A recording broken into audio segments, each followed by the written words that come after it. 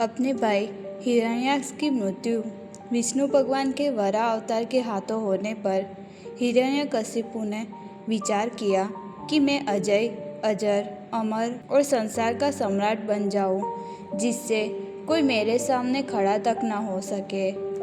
इसलिए वह मंदराचल की एक घाटी में जाकर अत्यंत दारुण तपस्या करने लगा। वहाँ हाथ ऊपर उठाकर आकाश की ओर देखता हुआ वह पैर के अंगूठे के बल पृथ्वी पर खड़ा हो गया। बहुत दिनों तक तपस्या करने के बाद उसकी तपस्या की आग चारों ओर फैल गई। उसकी लपट से नदी और समुद्र खोलने लगे, ग्रह तारे टूटकर गिरने लगे, पृथ्वी डगमगाने लगी। उस तपोमयी आग की लपटों से स्वर्ग के देवता भी जलने लगे। देवता घबराकर ब्रह्मा जी के पास गए और उनसे प्रार्थना करने लगे। ब्रह्मा जी देवता की प्रार्थना सुनकर हिरण्यकशिपु को दर्शन देते हैं और वर मांगने को कहते हैं। हिरण्यकशिपु पर ब्रह्मा जी ने जल छिड़का, जिससे उसकी इंद्रियों में शक्ति आई। फिर वह ब्रह्मा जी को प्रणाम कर उनकी स्तुति करने लगा और कहने लगा, यदि आप मुझे अभीष्ट वर देना चाहते हैं तो ऐसा वर दीजिए कि आपके बनाए हुए किसी भी प्राणी से, चाहे वह मनुष्य हो या पशु, प्राणी हो या अप्राणी, देवता हो या दैत्य अथवा नागादि, किसी से भी मेरी मृत्यु न हो। भीतर बाहर, दिन में रात्रि में आपके बनाए प्राणियों के अतिरिक्त और भी किसी जीव से, अस्त्र शस्त्र से पृथ्वी या आकाश में कहीं भी मेरी मृत्यु न हो। युद्ध में मेरा कोई सामना न कर सके। इंद्रादि समस्त लोकपालों में जैसी आपकी महिमा है वैसी ही मेरी भी हो। ब्रह्मा जी कहते हैं, तुम जो वर मुझसे मांग रहे हो वे जीवों के लिए बहुत ही दुर्लभ है, परंतु दुर्लभ होने पर भी मैं तुम्हें वे सब वर दिए देता हूँ। वरदान मिल जाने के बाद हिरण्यकशिपु ने उनकी पूजा की। तत्पश्चात ब्रह्मा जी अपने लोक को चले गए। वर पाकर वह अपने भाई की मृत्यु का स्मरण करके भगवान से द्वेष करने लगा। हिरण्यकशिपु ने सब लोकों को जीतकर सबका एक छत्र सम्राट बनकर स्वतंत्रता से विहार करने लगा। उसका शासन इतना कठोर था कि उससे भयभीत होकर देव दानव उसके चरणों की वंदना करते रहते थे। हिरण्यकशिपु के 4 पुत्र थे। उनमें प्रहलाद सबसे छोटा था, परंतु संत सेवी था। जैसे भगवान के गुण अनंत है, वैसे ही प्रहलाद के श्रेष्ठ गुणों की भी कोई सीमा नहीं है। भगवान की भक्ति में वो इतना लीन रहता था कि उसे जगत की सुध-बुध ही न रहती। पूरे दिन वो भगवान का ध्यान ही करता रहता था। भगवान श्री कृष्ण के चरण कमलों की यह भक्ति भगवत प्रेमी महात्माओं के संग से ही प्राप्त होती है। दैत्यों ने श्री शुक्राचार्य जी को अपना पुरोहित बनाया था। उनके 2 पुत्र षंड और अमर्क राजमहल के पास ही रहकर प्रहलाद और दूसरे दैत्य बालकों को राजनीति, अर्थनीति आदि पढ़ाया करते थे। प्रहलाद सभी पाठ को सुन लेते थे और उसे ज्यों त्यों सुना भी देते थे, परंतु उसे रुचि नहीं रहती थी। एक दिन हिरण्यकशिपु ने अपने पुत्र प्रहलाद को बड़े प्रेम से गोदी में लेकर पूछा, बेटा बताओ तो सही, तुम्हें कौन सी बात अच्छी लगती है? प्रहलाद ने कहा, पिताजी, संसार के प्राणी मैं और मेरे के झूठे आग्रह में पड़कर सदा ही अत्यंत उद्विग्न रहते हैं। ऐसे प्राणियों के लिए मैं यही ठीक समझता हूँ कि वे अपने घर को छोड़कर वन में चले जाए और भगवान श्री हरि की शरण ग्रहण करें। हिरण्यकशिपु ने हंसकर कहा, दूसरे के बहकाने से बालकों की बुद्धि बिगड़ जाती है। जान पड़ता है कि गुरु जी के घर पर विष्णु के पक्षपाती कुछ ब्राह्मण वेश बदल कर रहते हैं।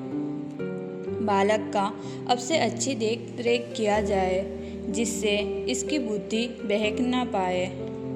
दैत्य जब प्रहलाद को गुरु जी के घर पहुंचा आए, तब पुरोहितों ने उससे बड़े प्रेमपूर्वक पूछा बेटा प्रहलाद, सच सच बताना, तुम्हारी बुद्धि उल्टी कैसे हो गई? तुम्हारी बुद्धि स्वयं ऐसी हो गई कि तुम्हें सच में किसी ने बहका दिया है?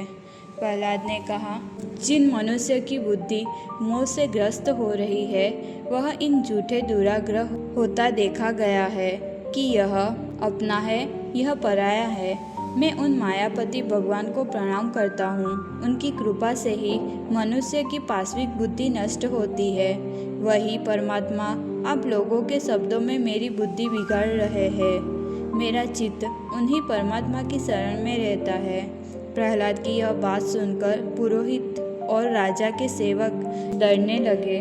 उन्होंने प्रहलाद पर क्रोध किया और तरह तरह से डांट डपट कर प्रहलाद को धमकाया और अर्थ, धर्म एवं काम संबंधी शिक्षा दी और हिरण्यकशिपु के पास ले गए।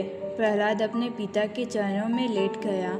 हिरण्यकशिपु ने उसे आशीर्वाद देकर अपने हाथों से उठाकर उसे गले लगाया। फिर पूछा, बेटा, इतने दिनों में तुमने गुरुजी से जो शिक्षा प्राप्त की है, उसमें से कोई अच्छी सी बात हमें सुनाओ। प्रहलाद ने कहा, पिताजी, विष्णु भगवान की भक्ति के 9 भेद है।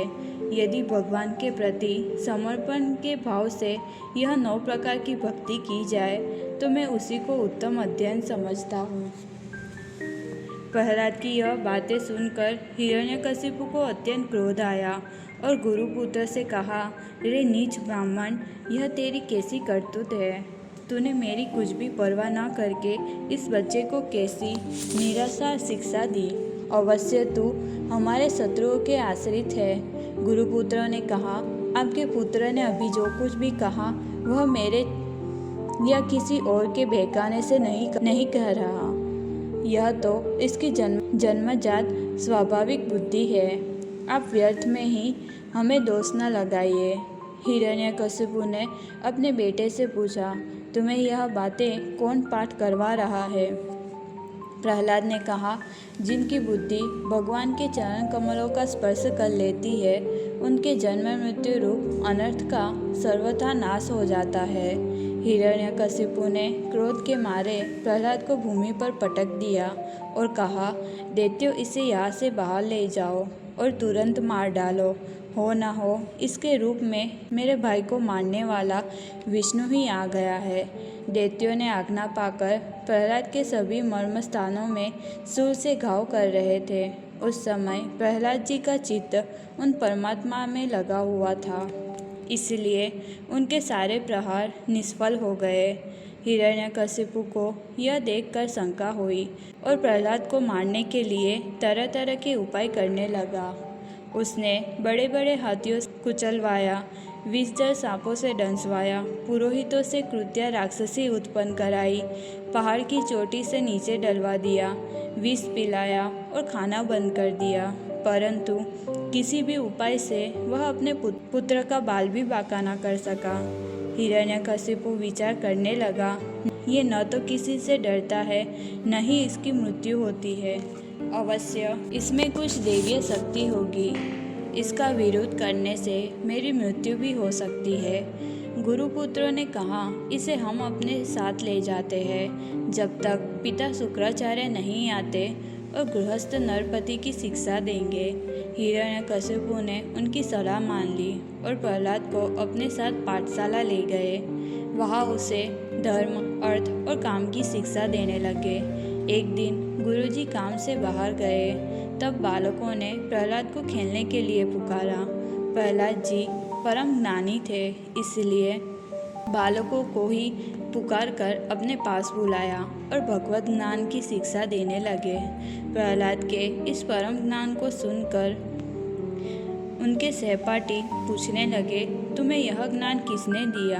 हमारे गुरुजी को छोड़कर तुम्हारा और कोई गुरु भी नहीं है। इस विषय में तुम्हें हमें कहना चाहिए, जिससे हमारी शंका मिट जाए।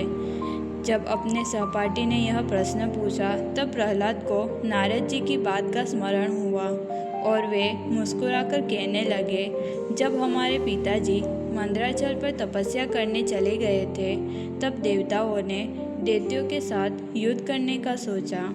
दैत्य घबराकर अपने प्राण बचाने हेतु इधर उधर भाग गए। जब इंद्र मेरी माता कायाधु को बंदी बनाकर ले जा रहे थे, तब उन्हें नारद जी ने रोककर कहा, देवराज, यह निरपराध है, इसे ले जाना उचित नहीं है, इसे तुरंत छोड़ दो।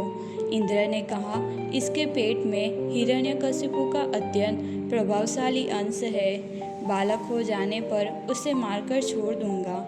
नारद जी ने कहा, इसके गर्भ में भगवान का साक्षात परम प्रेमी भक्त, सेवक और निष्पाप महात्मा है। यह सुनकर इंद्र ने मेरी माता को छोड़ दिया। बाद में नारद जी मेरी माता को अपने आश्रम में ले गए और कहा कि जब तक तुम्हारा पति तपस्या करके लौटे तब तक तुम यहीं रहो। मेरी माता ने मेरी मंगल कामना की इच्छा हेतु बड़े भक्ति के साथ नारद जी की सेवा करती थी। देवर्षि नारद जी मेरी माँ को भागवत धर्म का रहस्य और विशुद्ध ज्ञान का उपदेश किया। बहुत समय हो जाने के कारण मेरी माता को उस ज्ञान की स्मृति नहीं रही, परंतु देवर्षि की विशेष कृपा होने के कारण मुझे उसकी विस्मृति नहीं हुई। दैत्य बालकों, भगवान केवल निष्काम प्रेम भक्ति से ही प्रसन्न होते हैं। इस संसार में सभी मनुष्य एकमात्र परमार्थ इतना ही है कि वो भगवान श्री कृष्ण की अनन्य भक्ति प्राप्त करे। यह सुनकर सभी दैत्य बालक को ज्ञान होने के कारण उन्होंने गुरु जी की शिक्षा पर ध्यान न दिया और सभी ने अपने चित्त को भगवान में स्थिर कर दिया। यह देखकर गुरुजी घबराकर हिरण्यकशिपु के पास जाकर निवेदन किया। हिरण्यकशिपु को यह सुनकर अत्यंत क्रोध आया और अपने पुत्र प्रहलाद को अपने हाथों से ही मारने का निर्णय लिया। हिरण्यकशिपु ने कहा, मूर्ख, तू बड़ा उद्दंड हो गया है, तुझे मेरा भी भय नहीं है, इसलिए तू अपने पिताजी के विरुद्ध काम कर रहा है। प्रहलाद ने कहा, दैत्यराज, सभी संसार के प्राणी भगवान के अधीन हैं। वे ही महापराक्रमी काल है। वही परमेश्वर अपनी शक्तियों के द्वारा इस विश्व की रचना, रक्षा और संहार करते हैं। उनके चरणों में जो भी प्राणी खुद को समर्पित कर देता है, उसे काम, क्रोध आदि जैसे शत्रु भी मर जाते हैं। फिर बाहर के शत्रु तो रहे ही कैसे। यह सुनकर हिरण्यकशिपु को और भी ज़्यादा क्रोध आता है और कहता है, तूने मेरे सिवा किसी और को जगत का स्वामी बताया है, क्या वह सर्वत्र है? तो इस खंभे में क्यों नहीं दिखता? देखता हूँ तेरा सर्वस्व हरि, जिस पर तुझे इतना भरोसा है, तेरी कैसे रक्षा करता है। फिर क्रोध के मारे हाथ में खड़ग लेकर जोर से उस खंभे को एक घुसा मारा। उसी समय खंभे से एक बड़ा भयंकर शब्द हुआ। वह ध्वनि तीनों लोकों में जा पहुंची, मानो वह प्रलय का संकेत हो। हिरण्यकशिपु प्रहलाद को मारने के लिए जोर से झपटा। उसी समय अपने परम भक्त की प्राणों की रक्षा हेतु उस खंभे से बड़ा ही विचित्र रूप धारण करके भगवान प्रकट हुए। वह रूप ना तो पूरा सिंह का ही था और ना मनुष्य का ही।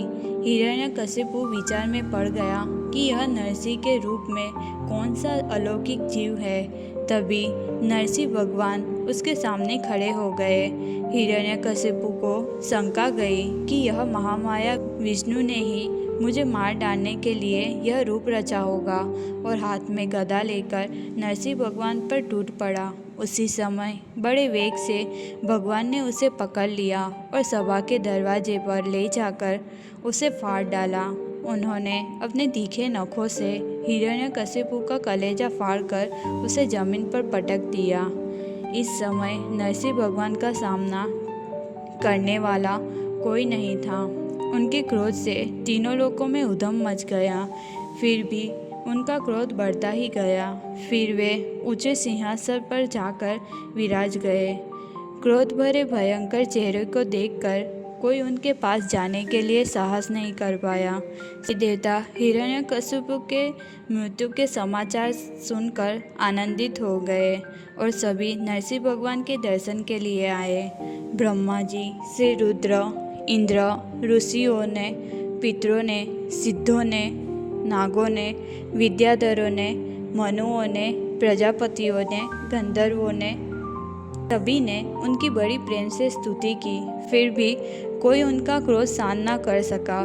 स्वयं लक्ष्मी जी उनके अद्भुत रूप को देखकर उनके पास न जा सकी। तब ब्रह्मा जी ने प्रहलाद को कहा, तुम्हारे पिता पर ही वे क्रोधित हुए थे, तुम ही उनके पास जाकर उन्हें शांत करो। प्रहलाद भगवान के पास जाकर हाथ जोड़कर साष्टांग लेट गए। नरसिंह भगवान ने देखा कि नन्हा सा बालक मेरे चरणों के पास पड़ा है। उनका हृदय दया से भर गया। उन्होंने प्रहलाद को उठाकर उनके सिर पर अपना कर कमल ढक दिया।